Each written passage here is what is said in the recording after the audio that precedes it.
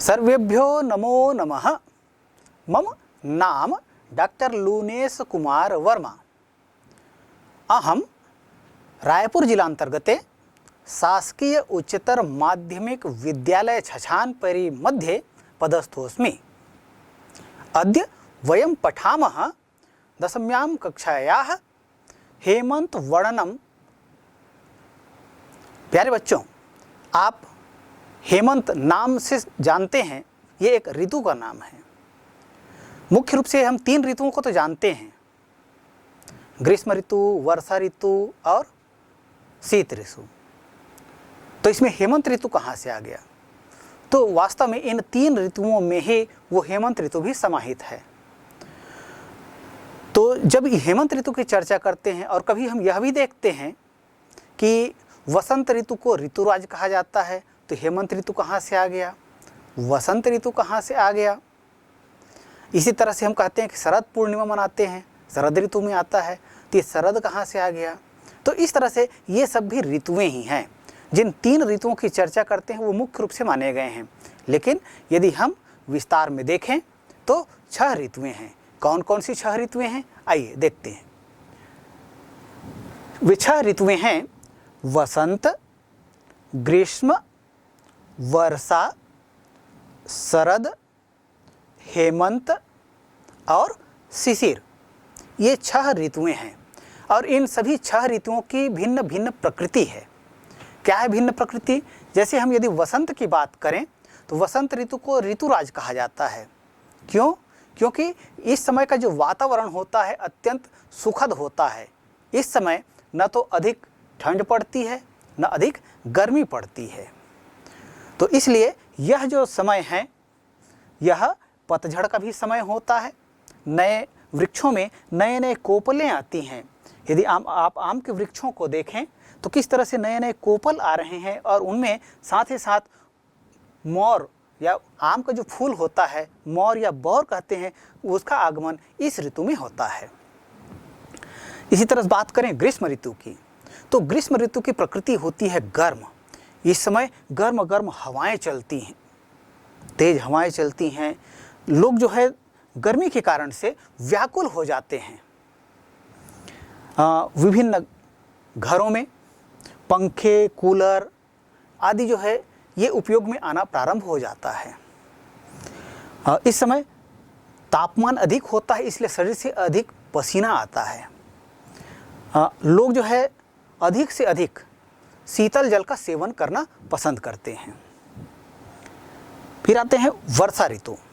वर्षा ऋतु यह जो होता है यह मानसून का समय होता है। भारत में मानसूनी वर्षा होती है, वो इसी वर्षा ऋतु में होता है।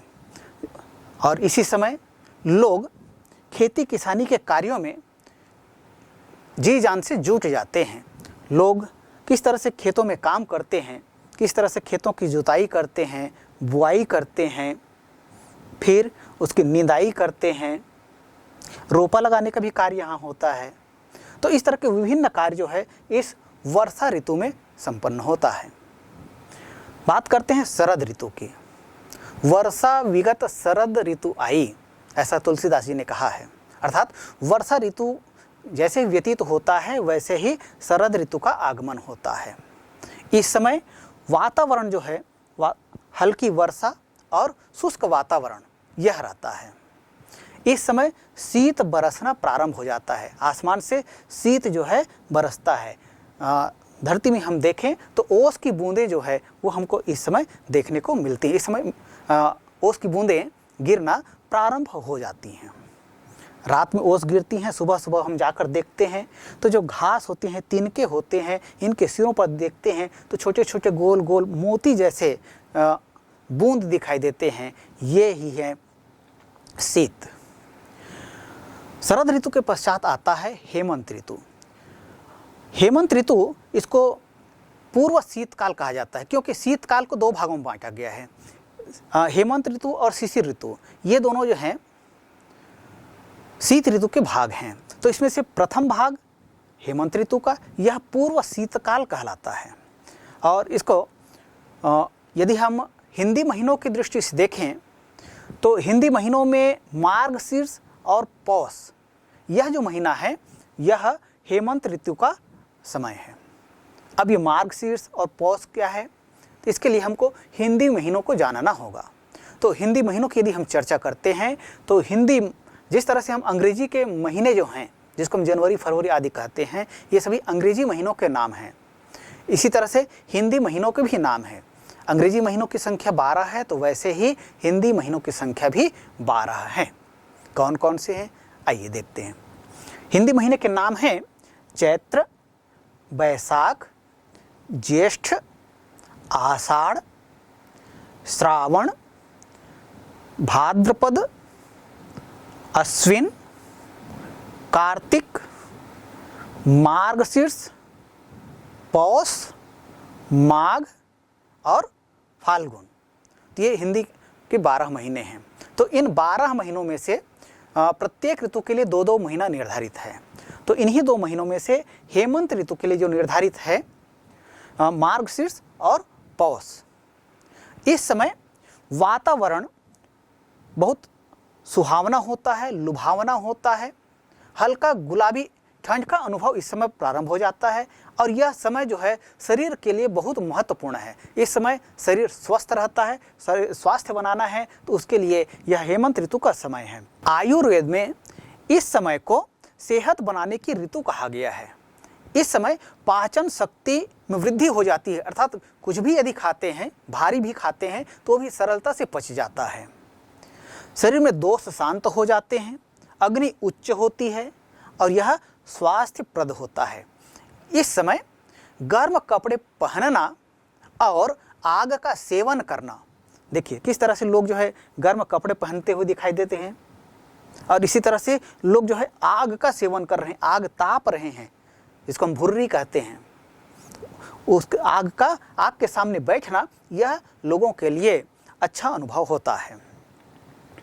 हेमंत ऋतु की एक और विशेषता है, इस समय पृथ्वी और सूर्य के बीच की जो दूरी है वह अधिक हो जाती है और इस कारण से तापमान कम हो जाता है। और यह वही समय है जिस समय दीपावली जैसे त्यौहार का आगमन होता है। यदि हम खेतों की ओर दृष्टिपात करें तो देखेंगे खेतों में पूरी हरियाली छा जाती है। साथ ही साथ अगर कहीं धान की फसल की बात करें, छत्तीसगढ़ को धान का कटोरा भी कहा जाता है, तो यहाँ धान की बहुत अधिक पैदावार होती है। उन धान के फसलों को यदि हम देखें तो यहाँ धान के पौधे अच्छे भली प्रकार से तैयार हो जाते हैं, उनमें फूल आना प्रारंभ हो जाता है। फल और फूल दोनों का आगमन जो है इस समय प्रारंभ हो जाता है। तो यह बहुत सुखद समय होता है। साथ ही साथ यदि हम बाड़ियों की ओर देखें, सब्जी की बाड़ियाँ जो होती हैं, इस समय बाजार में तरह तरह की अच्छी अच्छी सब्जियां आना प्रारंभ हो जाता है।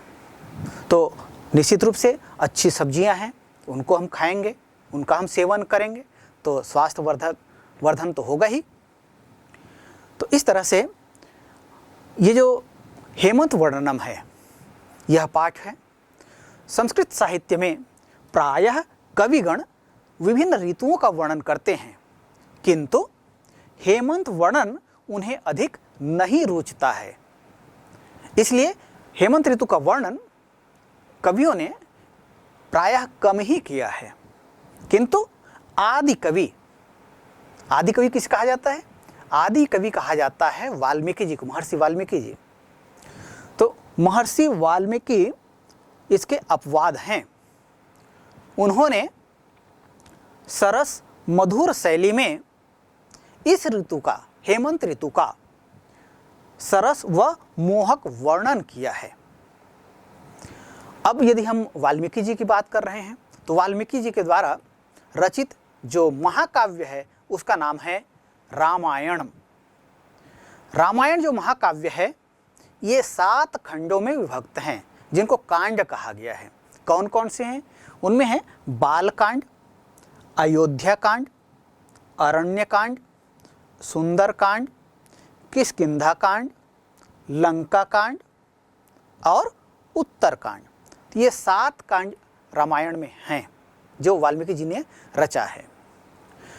प्रस्तुत पद्यांश या पाठ वाल्मीकि रामायण के अरण्य कांड से उद्धृत है। अर्थात यह जो पाठ हम पढ़ने जा रहे हैं, यह पाठ वाल्मीकि रामायण के अरण्य कांड से लिया गया है। आइए सबसे पहले इस पाठ को हम सुनते हैं। द्वादशः पाठः हेमंत वर्णनम। संस्कृत साहित्य में प्रायः कविगण ऋतुओं का वर्णन करते हैं, किंतु हेमंत वर्णन उन्हें अधिक नहीं रुचता। आदि कवि इसके अपवाद हैं। उन्होंने सरल मधुर शैली में इस ऋतु का मोहक वर्णन किया है। प्रस्तुत पद्यांश वाल्मीकि रामायणम के अरण्य कांड से उद्धृत है। अयं स कालः संप्राप्तः प्रियो यस्ते प्रियं वद। अलंकृत इवा भाति येन संवत्सरः शुभः। निहार परुषो लोकः पृथिवी सस्यशालिनी। जलान्यनूपभोग्यानि सुभगो हव्यवाहनः। सेवमाने दृढं सूर्ये दिशमन्तक सेविताम्। विहीन तिलके वस्त्री नोत्तरादिक प्रकाशते। प्रकृत्या हिमकोशाढ्यो दूरसूर्यश्च साम्प्रतम्। यथार्थ नामासु व्यक्तं हिमवान् हिमवान् गिरिः। अत्यंत सुख संचारा मध्याह्ने स्पृशतः सुखाः। दिवसाः सुभागादित्याः छाया सलिल दूर्भगाः। मृदु सूर्याः सनिहाराः पटुशीताः समारुताः। शून्यारण्या हिमध्वस्ता दिवसा भान्ति साम्प्रतम्। रवि संक्रांत सौभाग्यस् तुषारारुण शीतलः। निःश्वासान्ध इवादर्श चंद्रमान प्रकाशते। ज्योत्स्ना तुषार मलिना पौर्णमास्यां न राजते। शीतेव चातपस्यामा लक्ष्यते न तु शोभते। प्रकृत्या शीतल स्पर्शो हिमविद्धश्च साम्प्रतम्। प्रवाति पश्चिमो वायुः काले द्विगुण शीतलः। खर्जूर पुष्पाकृतिभिः शिरोभिः पूर्णतण्डुलैः। शोभन्ते किंच दानम्राः सालयः कनकप्रभाः। अवस्याय तमोनद्धा निहार तमसावृता। प्रसुप्ता इव लक्ष्यन्ते विपुष्पा वनराजयः। प्यारे बच्चों, अभी हमने इस पाठ को ध्यान से सुना। अब आइए इस पाठ को हम पढ़ते हैं, इसकी व्याख्या समझते हैं। प्रथम श्लोक है अयं स कालः संप्राप्तः प्रियो यस्ते प्रियं वद। अलंकृत इवा भाति येन संवत्सरः शुभः। यह प्रथम श्लोक है। यहाँ हम देखते हैं प्रथम शब्द ही है अयम।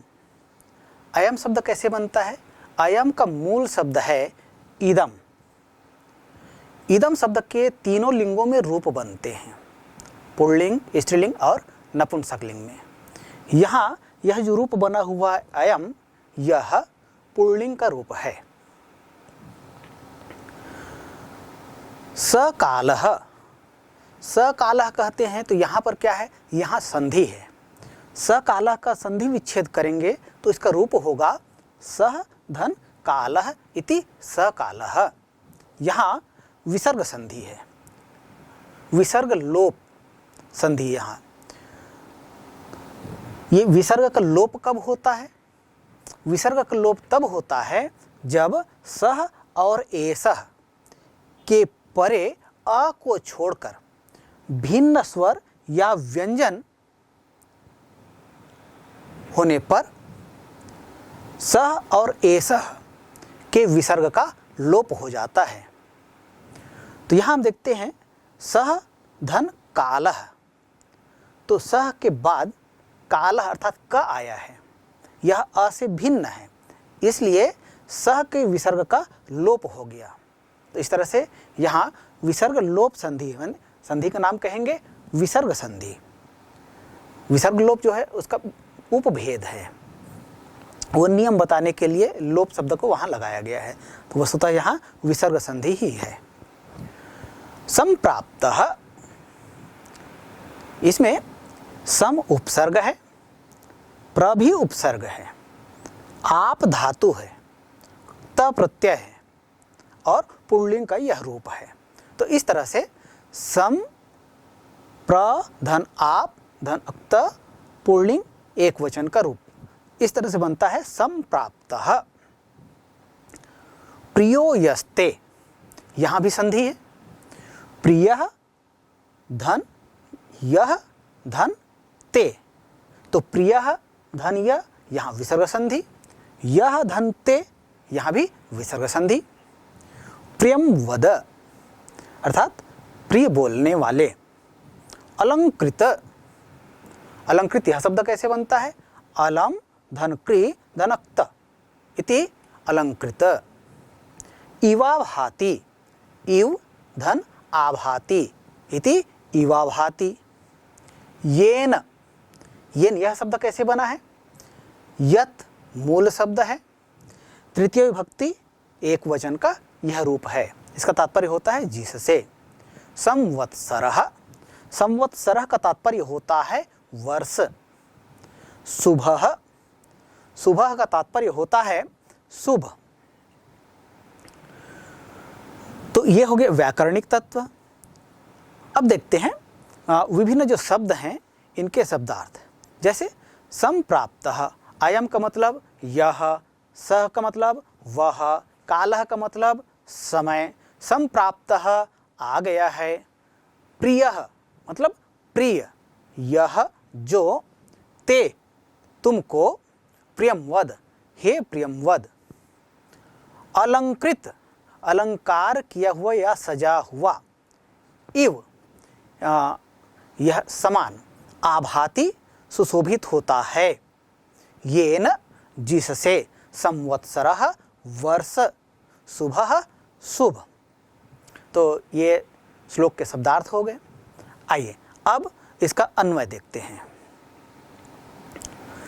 प्रियमवद यस्ते प्रियः सोऽयं कालः संप्राप्तः येन शुभः संवत्सरः अलंकृत इवाभाति। वस्तुतः यह जो श्लोक है इसमें राम और लक्ष्मण के मध्य संवाद है। तो राम जो है लक्ष्मण से संवाद करते हैं। प्रसंग जो है अरण्यकांड का है। तो राम लक्ष्मण से कहते हैं, क्या कहते हैं? अयम स कालः संप्राप्तः प्रियो यस्ते प्रियमवद अलंकृत इवा भाति येन संवत्सरः शुभः। प्रियमवद कहा गया है लक्ष्मण को। हे प्रिय बोलने वाले लक्ष्मण या हे मधुर भाषी लक्ष्मण,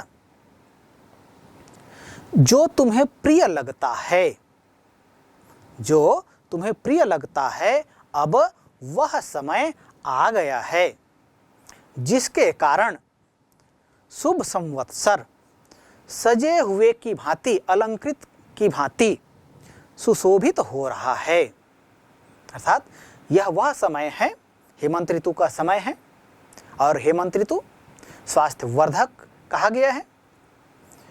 तो यह वह समय आ गया है जो तुम्हें प्रिय है, न केवल तुम्हें अर्थात लक्ष्मण को, वरण हम सबको भी यह जो ऋतु है वह बहुत अधिक प्रिय होता है, क्योंकि इस समय अग्नि जो है उच्च हो जाती है, जो भी हम खाते हैं वो सब पच जाता है।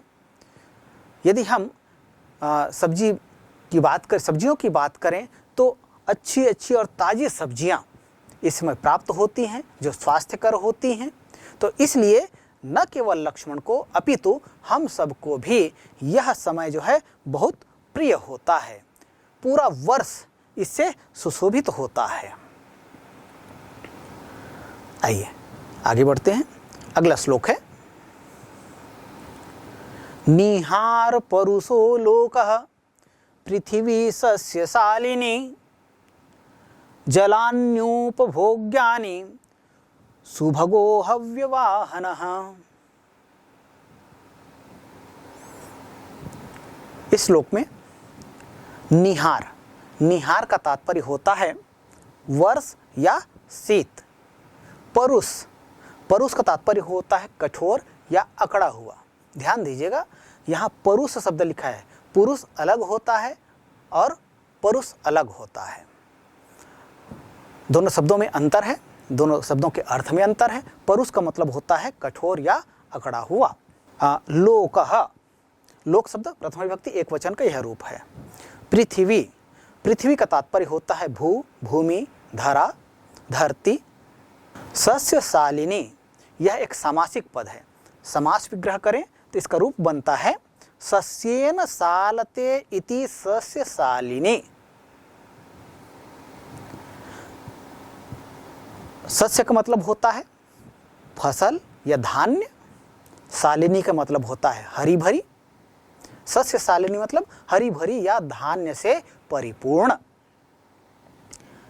जलान्योपभोग्यानि, यह संधियुक्त पद है। संधि अलग करें तो रूप होगा जलानि धन अन धन उपभोग्यानि। जलानि मतलब जल, अन मतलब नहीं, और उपभोग्यानि उपभोग के योग्य। तो जलानि मतलब जल हुआ, अनुपभोग्यानि मतलब उपयोग के अयोग्य, अर्थात जो उपयोग करने के योग्य ना हो ऐसा। सुभगो, सुभगो हव्यवाहनः, यहाँ संधि है, संधि अलग करते हैं तो रूप होगा सुभगः धन हव्यवाहनः। यहाँ विसर्ग संधि का प्रयोग हुआ है। तो सुभगः का तात्पर्य होता है अच्छा या सुंदर। हव्यवाहनः, हव्यवाहन का तात्पर्य होता है अग्नि। हव्यवाहनः यह सामासिक पद है। समास पृथक करें तो रूप बनेगा हव्यम वहति इति हव्यवाहनः। तो इस तरह से यह श्लोक है। आइए इसका अर्थ देखते हैं। निहार, निहार का तात्पर्य शीश। शीत से निहार परुषो लोकः, शीत से संसार अकड़ सा गया है।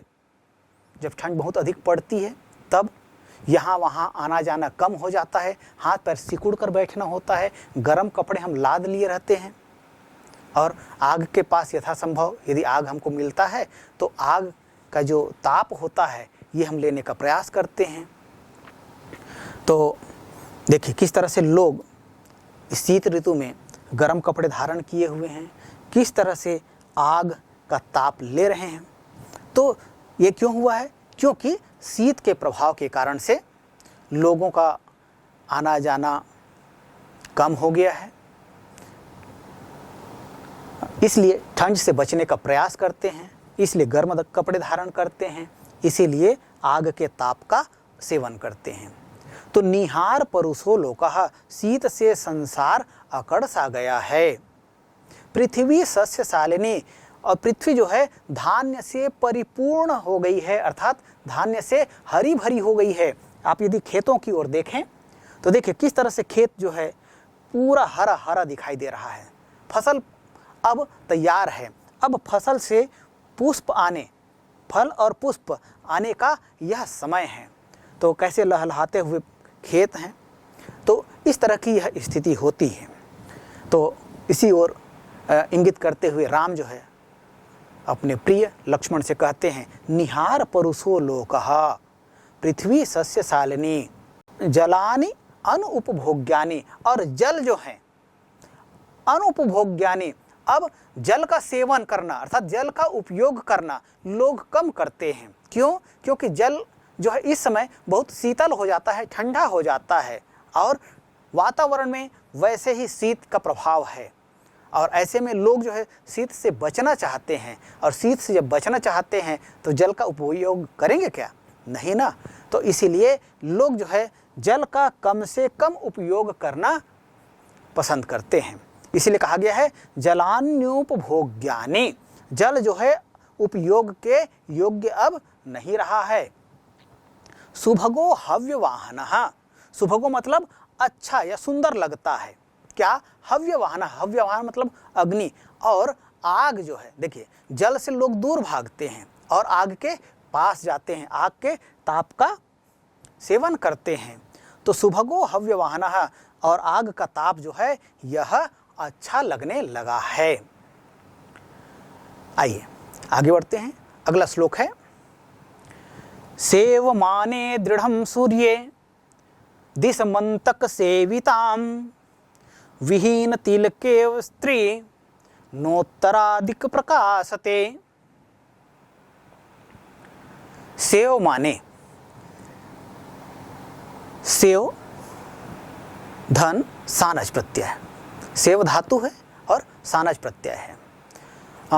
प्रत्ययों की बात करते हैं, कृदंत प्रत्ययों की बात करते हैं, तो ये सानज प्रत्यय जो है यह वर्तमान कालिक प्रत्यय है। सत्री और सानज ये दो प्रत्यय हैं और दोनों प्रत्यय का प्रयोग जो है वर्तमान काल के अर्थ में किया जाता है। इसका अर्थ हुए अर्थ में होता है। सत्री प्रत्यय का प्रयोग परस्मैपदी धातुओं के साथ किया जाता है और सानज प्रत्यय का प्रयोग आत्मनेपदी धातुओं के साथ किया जाता है। तो सेव यह आत्मनेपद की धातु है, इसलिए इसके साथ सानज प्रत्यय का प्रयोग हुआ है। सेव माने, सेव धातु है और सानज प्रत्यय का यहाँ प्रयोग हुआ है। सत्री और सानज ये दो प्रत्यय वर्तमान कालिक प्रत्यय कहे जाते हैं। इसका अर्थ हुए अर्थ में प्रयोग होता है। सत्री प्रत्यय का प्रयोग परस्मैपदी धातुओं के साथ होता है और सानज प्रत्यय का प्रयोग आत्मनेपदी धातुओं के साथ होता है। सेव चूंकि आत्मनेपदी धातु है इसलिए सानज प्रत्यय का प्रयोग इसके साथ हुआ है। श्लोक में यह शब्द आया है दिशमंतक, दिशमंतक सेविताम। दिशमंतक अर्थात दक्षिण दिशा या दक्षिणायन। विहीन तिलकेव अर्थात विहीन तिलक की भांति प्रकाशते, प्रकाशित होता है या सुशोभित हो रही है। प्रकाशते यह जो शब्द है प्र उपसर्ग है, कास धातु है और लट लकार प्रथम पुरुष का यह रूप है। यह भी कास जो है यह भी आत्मनेपद की धातु है। तो इसलिए यहाँ पर लट लकार प्रथम पुरुष एक वचन का रूप बनता है कासते। इसमें प्र उपसर्ग लगा है तो क्या हो गया? प्रकाशते अर्थात प्रकाशित होता है।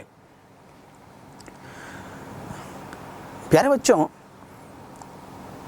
आप सभी जानते हैं सूर्य पूर्व दिशा से उदित होता है, लेकिन क्या यह सदैव पूर्व दिशा की ओर ही रहता है?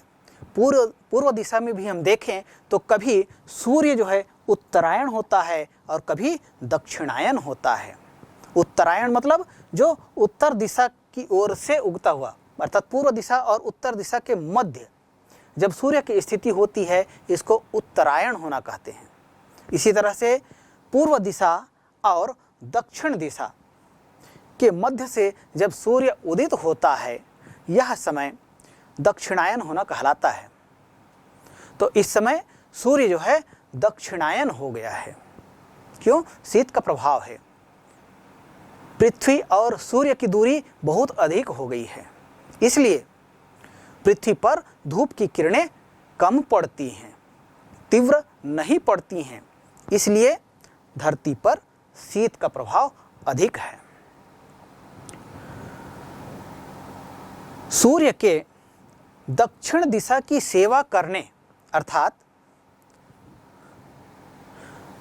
सूर्य दिशमंतक सेविताम, सूर्य के दक्षिण दिशा की सेवन करने के कारण या कहें कि दक्षिणायन होने के कारण विहीन तिलकेव, तिलक के बिना या तिलक रहित स्त्री नोत्तरा दिक् प्रकाशते, जिस तरह से तिलक नहीं की हुई स्त्री सुशोभित नहीं होती है, शोभा नहीं पाती है,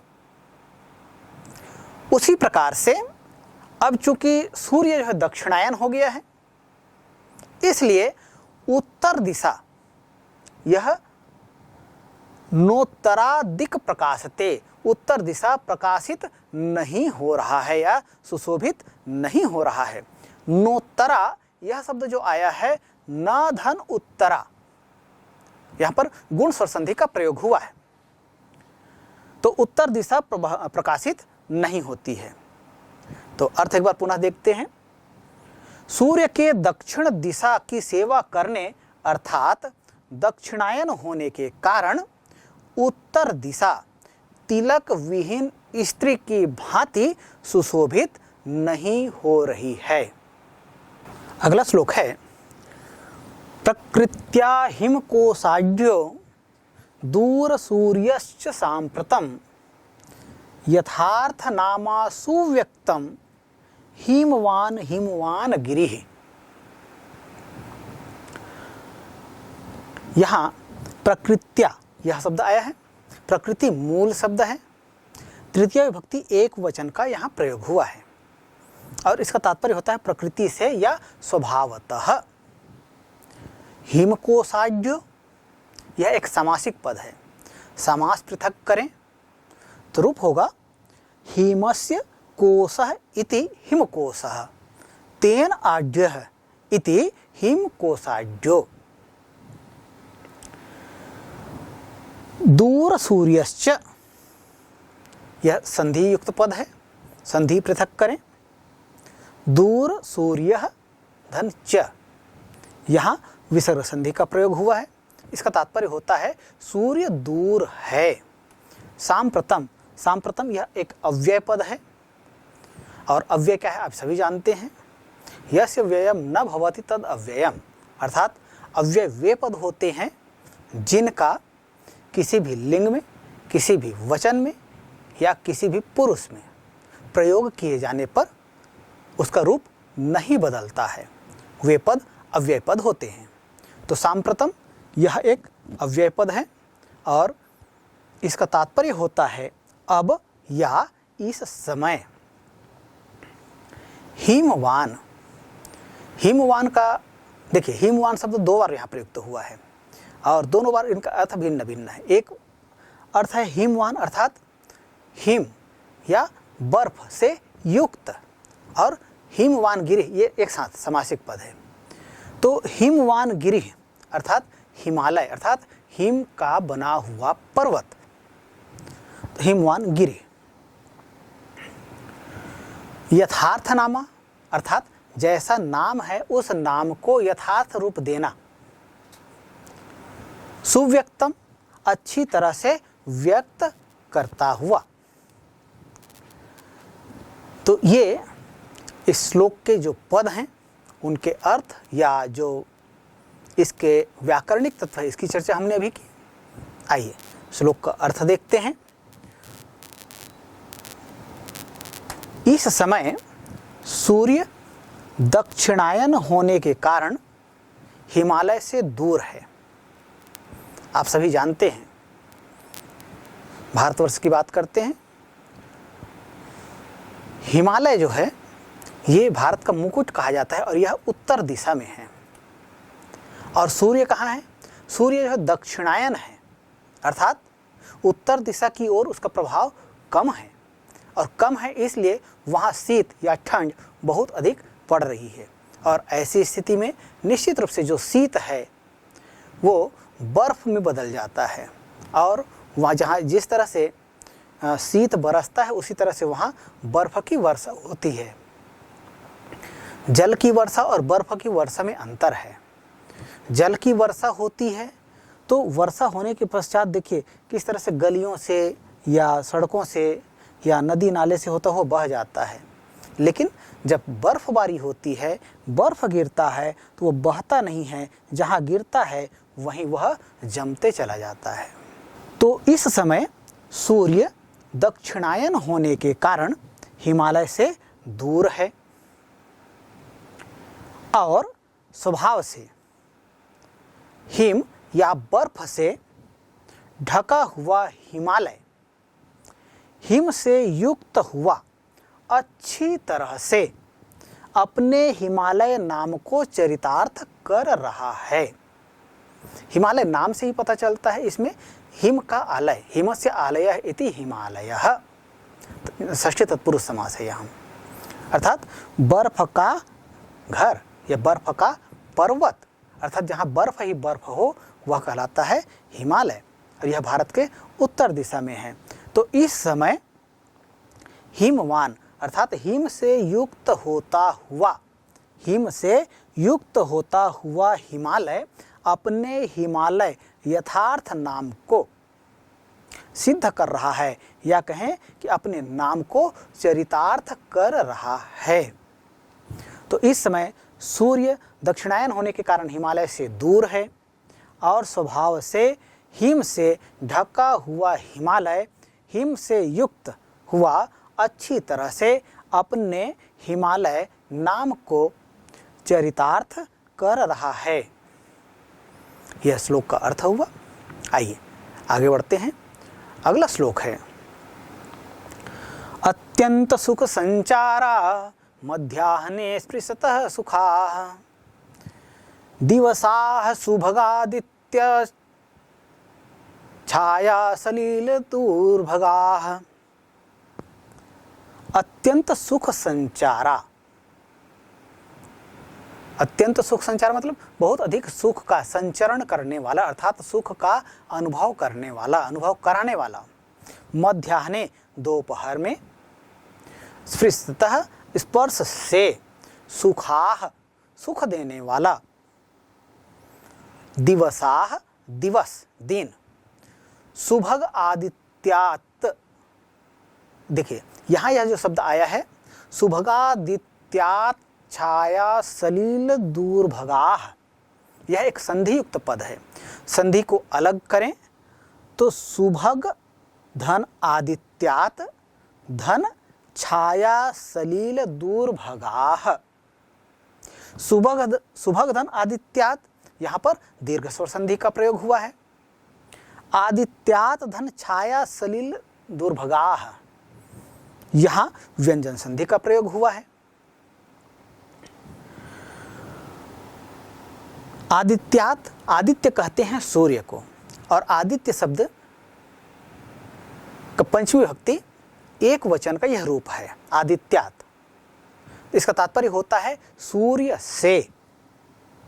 सुखाः सुखदायी, सुभगाः सुंदर आनंददायी, सलील, सलील का तात्पर्य होता है जल नीर, दूर्भगाः, दूर्भगाः का तात्पर्य होता है बुरे, दुहधन भगाः इति दूर्भगाः, यहाँ विसर्ग संधि का प्रयोग हुआ है। मध्याह्ने अत्यंत सुख संचारा मध्याह्ने स्पृशतः सुखाः। अब मध्याह्न अर्थात दोपहर में सूर्य की किरणों का स्पर्श एवं संचरण करना अत्यंत सुखद लगता है। देखते हैं लोग दिन में धूप की आंच लेना या धूप का ताप लेना यह पसंद करते हैं। अनेक स्थानों पर जहाँ विद्यालय लगती है वहाँ भी कुछ शिक्षक बच्चों को धूप में बिठाकर पढ़ाते हैं, अध्ययन कराते हैं।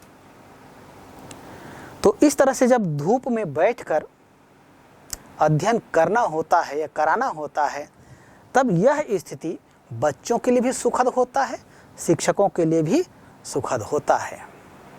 और धूप का आनंद हमें इस शीत ऋतु में लेना चाहिए। जैसे विज्ञान की भाषा में कहें तो सूर्य की जो धूप होती है इससे हमें विटामिन डी प्राप्त होता है।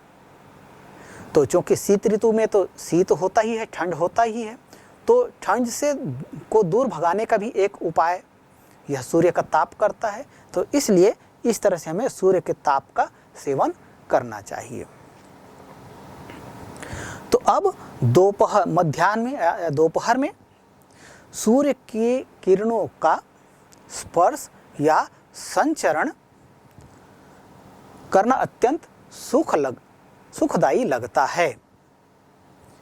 सूर्य के कारण दिवसाह सुभगादित्यात्, दिवस जो है वो सूर्य के कारण सुंदर तथा छाया सलिल दुर्भगाह, सुभगा मतलब अच्छा लगता है, आदित्य जो है दिन में सूर्य के कारण दिन अच्छा लगता है।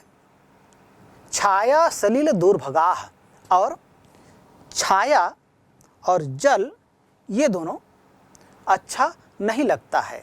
अर्थात शीत काल में कोई भी व्यक्ति दिन में सूर्य की किरणों का सेवन करना चाहता है, लेकिन व्यक्ति छाया का या जल का सेवन करना उचित नहीं समझता है, उसको अच्छा नहीं लगता है। तो अत्यंत सुख संचारा मध्याह्ने सुख स्पृष्टः सुखाः, दिवसाः सुभगादित्या छाया सलिल दुर्भगाः। अर्थात अब मध्याह्न में सूर्य की किरणों का स्पर्श एवं संचरण करना अत्यंत सुखद लगता है, और सूर्य के कारण दिन सुंदर लगता है तथा छाया और जल आदि का सेवन करना अच्छा नहीं लगता है। ये श्लोक का अर्थ हुआ। आगे बढ़ते हैं। अगला श्लोक है, मृदु सूर्याः सनिहाराः पटु सीताः समारुताः शून्यारण्या हिमध्वस्ता दिवसा भान्ति साम्प्रतम्। मृदु सूर्याः, देखिए कई बार प्रश्न पूछा जाता है विशेषण विशेष्य से संबंधित। मृदु सूर्याः यह एक पद है, इस पद से संबंधित प्रश्न पूछा जा सकता है।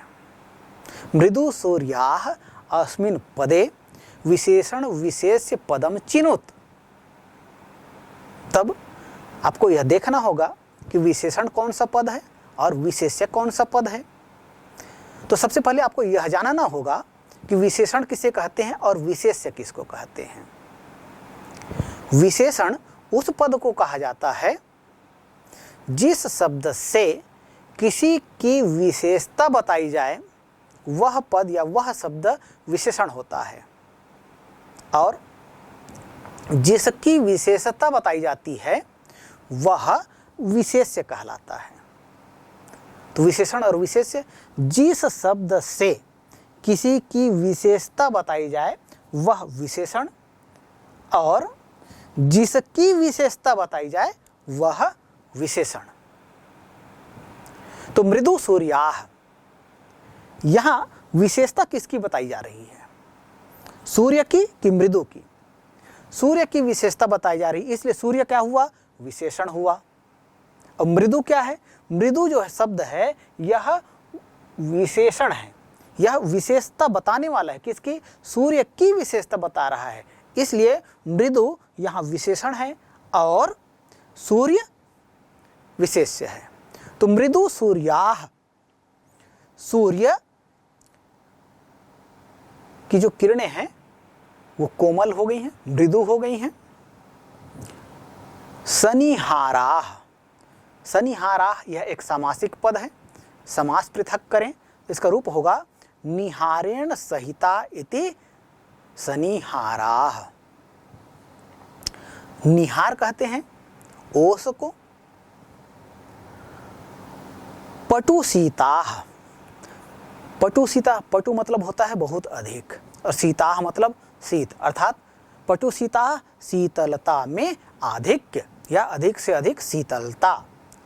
शून्यारण्याः, शून्य धन अरण्य, शून्य धन अरण्याः, तो शून्य धन अरण्य यहाँ पर क्या होगा, यहाँ पर दीर्घ स्वर संधि है और इसका तात्पर्य होता है वीरान वन, अर्थात वन तो है, वहाँ विभिन्न प्राणियों का जो हलचल होना चाहिए वो शीत के कारण से वो हलचल नहीं दिखाई दे रही है, इसलिए इसको शून्यारण्य कहा गया है। हिमध्वस्ता, ध्वस्त मतलब पतन होना और हिम अर्थात हिमपात से, अर्थात बर्फ की अधिकता से, बर्फ गिरने की अधिकता से इसको कहा गया हिमध्वस्ता। दिवसा मतलब दिवस, भांति मतलब प्रतीत होता है, सांप्रतम मतलब इस समय। आइए अर्थ देखते हैं। तो सांप्रतम इस समय, दिवसा दिन में, सूर्य कोमल किरणों से युक्त होने, सनिहाराः मृदु सूर्याः, सूर्य जो है कोमल किरणों से युक्त होने और ओस के साथ शीतलता में अधिकता तथा हिमपातेन, हिमपात से आहत पीड़ित वन वीरान सा दिखाई दे रहा है या प्रतीत हो रहा है। तो इस समय हेमंत काल के वर्णन करते हुए वाल्मीकि जी कहते हैं, तो इस समय दिन में सूर्य कोमल किरणों से युक्त हैं। क्यों? क्योंकि सूर्य और पृथ्वी की दूरी बढ़ गई है, और सूर्य और पृथ्वी की दूरी बढ़ गई है इसलिए जो सूर्य की किरणें हैं वो अधिक ताप से युक्त नहीं हैं, तो सूर्य की किरणें कोमल हो गई हैं।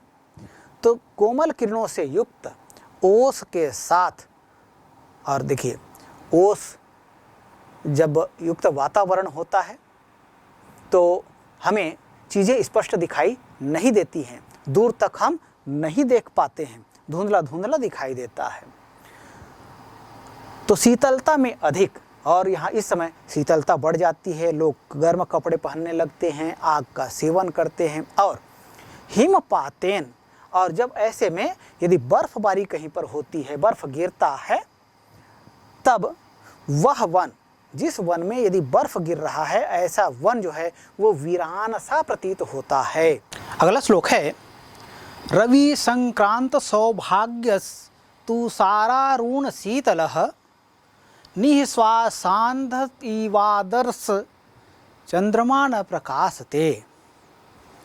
रवि संक्रांत, रवेः संक्रांत इति रवि संक्रांत। तो संक्रांत मतलब होता है प्रतिबिंबित।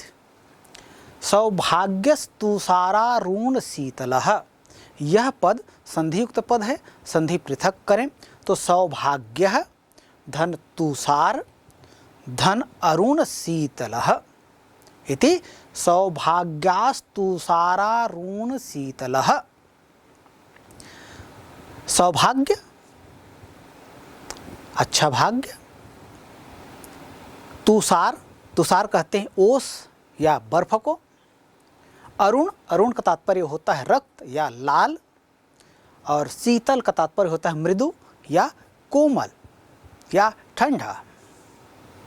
निःश्वासान्ध, निह धन श्वास धन अंध, तो निह धन श्वास यहाँ विसर्ग संधि है और श्वास धन अंध यहाँ पर दीर्घ स्वर संधि है। तो निःश्वासान्धः देखिए संधि एक साथ अलग कर सकते हैं। निश्वासांध इवादर्श चंद्रमा, इतना पूरा पद है। इस पूरे पद को हम संधि विच्छेद करें तो रूप होगा निह धन श्वास, यहाँ पर विसर्ग संधि, श्वास धन अंध, यहाँ पर दीर्घ स्वर संधि, अंधः धन इव, यहाँ पर विसर्ग संधि, इव धन आदर्श, यहाँ पर दीर्घ स्वर संधि, आदर्शः धन चंद्रमा, यहाँ पर पुनः विसर्ग संधि। प्यारे बच्चों, आप सभी जानते हैं किसी भी शब्द में संधि केवल एक ही होगी ऐसा नहीं है। कोई कोई शब्द ऐसे होते हैं जिनमें एक से अधिक संधियों का प्रयोग होता है। उसी तरह से यह जो शब्द है निःश्वासांध इव आदर्श चंद्रमा, यहाँ एक से अधिक संधियाँ हैं। तो संधियाँ चाहे जितनी भी हों, नियम आपको ध्यान रखना है, नियम के आधार पर संधि विच्छेद करना है। तो संधि विच्छेद करने से अर्थ को समझने में सरलता होती है। न यह का तात्पर्य होता है नहीं, और यह अव्यय पद है। प्रकाशते, प्र उपसर्ग है, कास धातु है, लट लकार प्रथम पुरुष एक वचन का यह रूप है। रवि संक्रांत सौभाग्य स्तुषारारुण शीतलः निःश्वासांध इव आदर्श। आदर्श का तात्पर्य होता है दर्पण या आईना। सौभाग्य से सूर्य की लालिमा युक्त किरणों या प्रकाश से प्रतिबिंबित चंद्रमा इस समय, किस समय?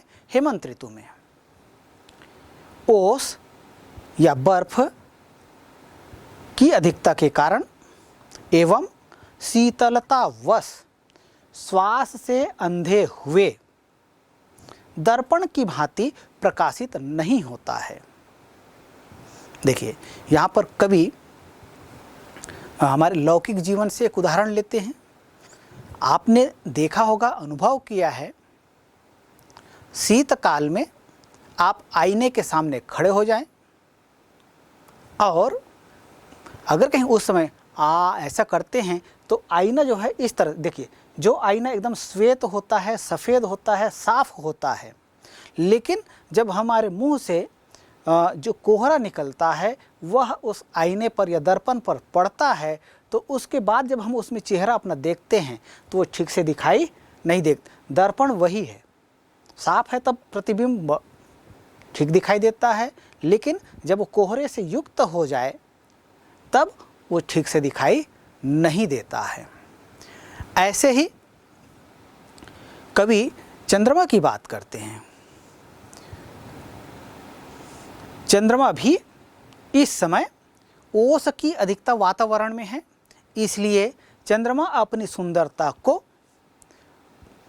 ठीक ढंग से प्रकाशित नहीं कर पा रहा है। तो रवि संक्रांत सौभाग्य से सूर्य की लालिमा से युक्त किरणों या प्रकाश से प्रतिबिंबित चंद्रमा इस समय ओस एवं शीतलतावश श्वास से अंधे हुए दर्पण की भांति प्रकाशित। जिस तरह से दर्पण में चेहरा प्रतिबिंबित नहीं होता है, उसी तरह से चंद्रमा भी प्रतिबिंबित नहीं हो रहा है, अर्थात अपने स्वरूप को वह ठीक से अभिव्यक्त नहीं कर पा रहा है। कारण क्या है? कारण है ओस की, वातावरण में ओस की अधिकता, कोहरे की अधिकता। चलिए आगे बढ़ते हैं। अगला श्लोक है ज्योत्स्ना तुषार मलिना पौर्णमास्यां न राजते शीतेव चातपस्यामा लक्ष्यते न तु शोभते।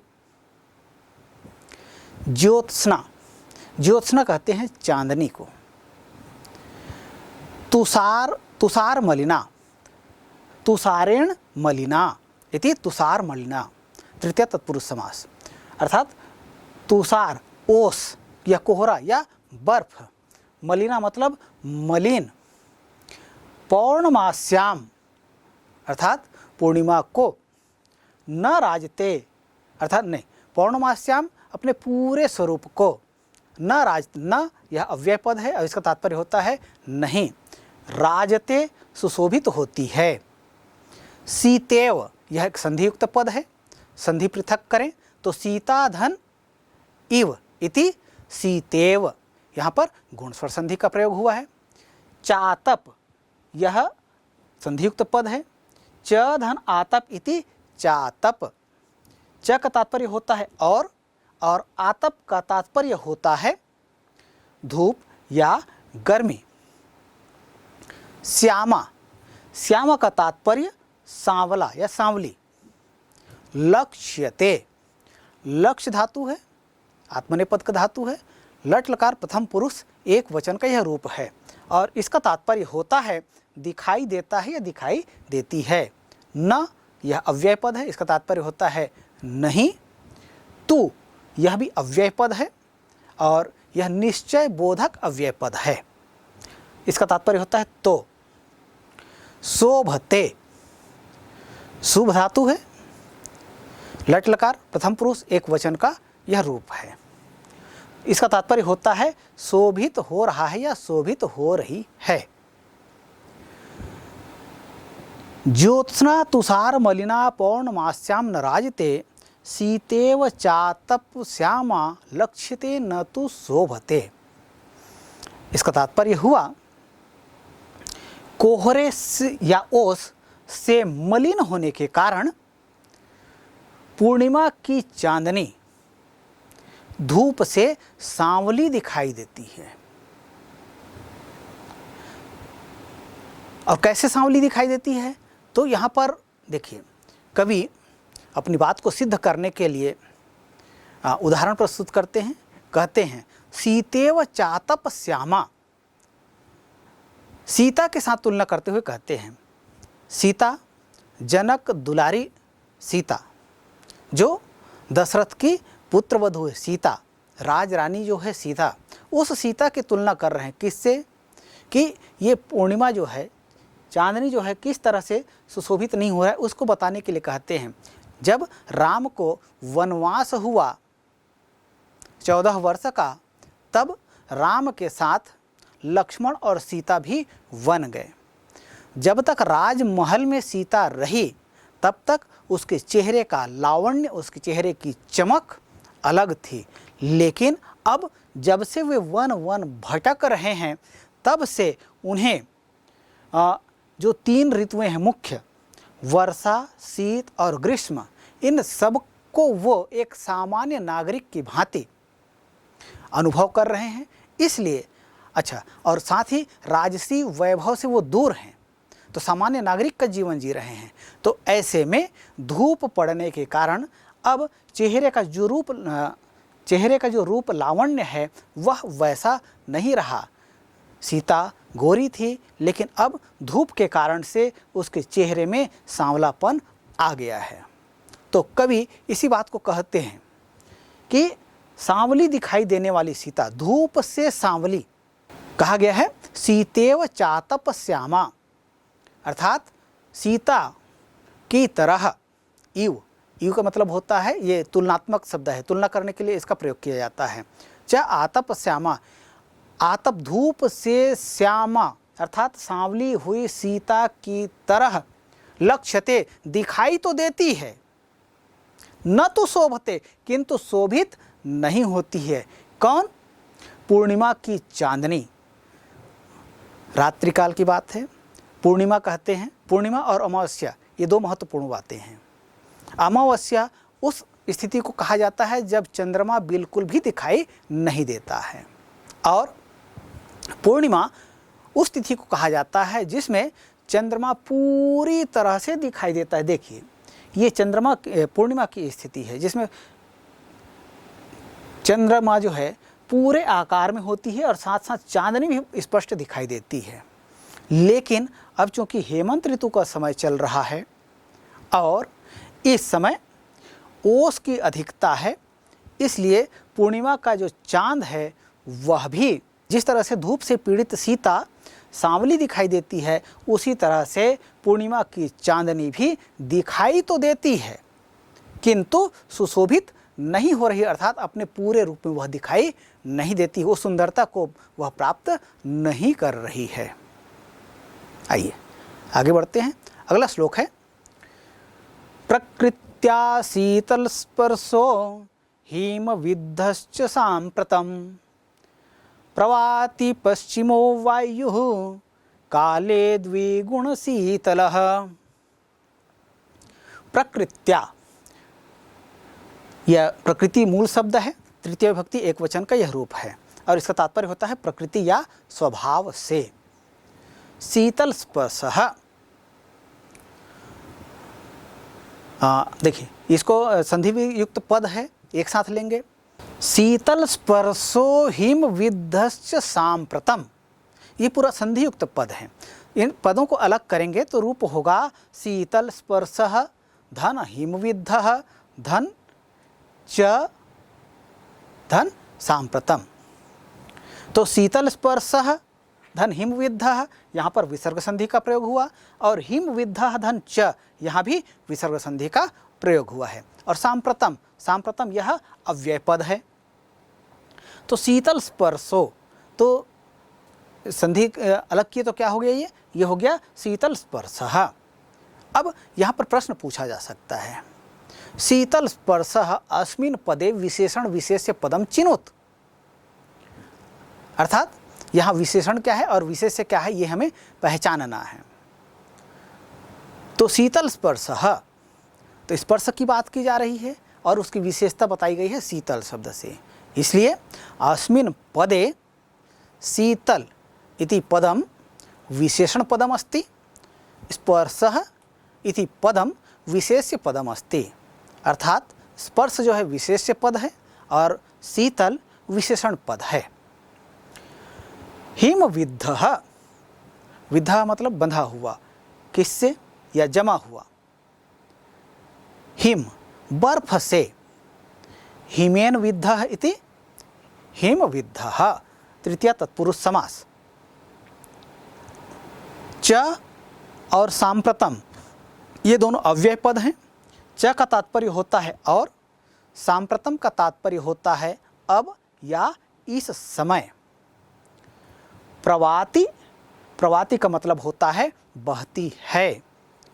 पश्चिमो वायुः, ये संधियुक्त पद है, संधि अलग करें तो पश्चिमः धन वायुः इति पश्चिमो वायुः, यहाँ पर विसर्ग संधि का प्रयोग हुआ है और इसका तात्पर्य होता है पश्चिमी वायु।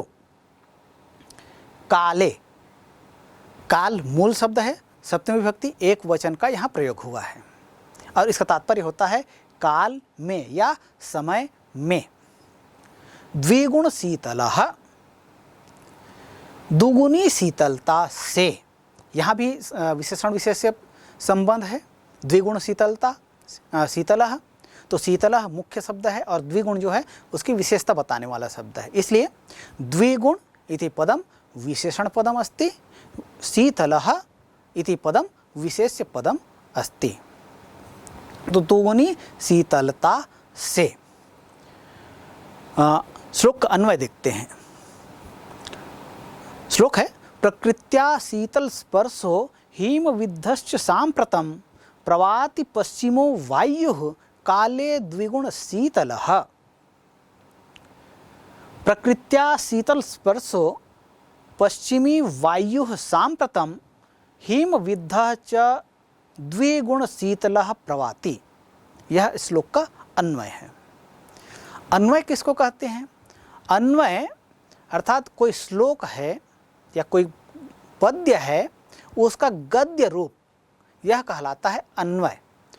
तो इस तरह से सभी श्लोकों का अन्वय किया जा सकता है, ये हमें आना चाहिए। आइए इसका अर्थ देखते हैं। प्रकृत्या अर्थात प्रकृति से, शीतल स्पर्श हो, शीतल स्पर्श वाली, पश्चिमी वायु, पश्चिमी वायु, सांप्रतम इस समय, हिम विद्धः च बर्फ से सनी हुई या बर्फ से ढकी हुई और बर्फ या ओस संपूर्ण वायु जो है हिमविद्ध बर्फ से या ओस से सनी हुई द्विगुण शीतलः प्रवाति, और दुगुनी शीतलता से बह रही है। अर्थात पूरा वातावरण जो है ये कैसा है, ओस युक्त है, और ऐसे में पश्चिमी वायु जो चल रही है इसके कारण से, देखिए जब वायु चलती है तब कहते हैं शीतलहर चल रही कहते हैं, तो ये वही शीतलहर वाली स्थिति है जिसमें ओस की अधिकता तो है ही, और साथ ही साथ वायु जब चलती है तो वायु के कारण से उसका प्रभाव जो है द्विगुणित हो जाता है, अर्थात बहुत अधिक बढ़ जाता है। जैसे ग्रीष्म काल में लू चलती है, तो लू चलना क्या है, हवा जब गर्म होता है और उस समय जब वायु चलती है तो वो गर्म हवा जो है एक स्थान से दूसरे स्थान प्रवाहित होती है, यही लू चलना कहलाता है। इसी तरह से शीतलहर की बात करते हैं तो शीतलहर क्या है, शीत की अधिकता हो वातावरण में, और ऐसे समय में जब वायु चलती है तो जो वायु चलती है वो शीत को लेकर आगे बढ़ती है, और इसके प्रभाव जो है कैसा हो जाता है, वो बहुत अधिक बढ़ जाता है। इसीलिए यहाँ पर द्विगुण शीतलः इस शब्द का प्रयोग किया गया है।